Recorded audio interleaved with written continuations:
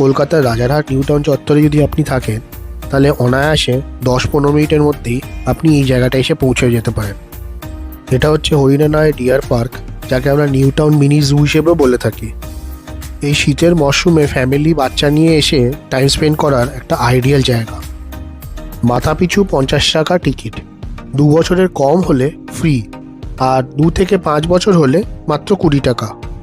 কী আছে বলতে গেলে কুমির, 2 প্রজাতির হরিণ যেমন চিতল, বার্কিং ডিয়ার, আর হিপোপটেমাস, জিব্রা, জিরাফ, নানা প্রজাতির পাখি আর নানা প্রজাতির বাঁদর বা হনুমান রয়েছে।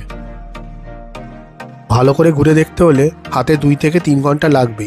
আর আমি যেটা ঘুরে বুঝতে পারলাম যে এটা আরও এক্সটেনশন হচ্ছে, মানে ভবিষ্যতে আরও প্রজাতির পাখি, জন্তু জানোয়ার আসতে চলেছে।